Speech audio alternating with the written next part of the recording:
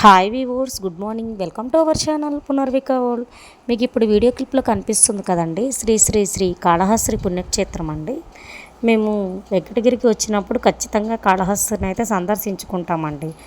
ఆ మహాశివుడు ఇక్కడ వాయులింగంగా వెలిసి ఉన్నారు.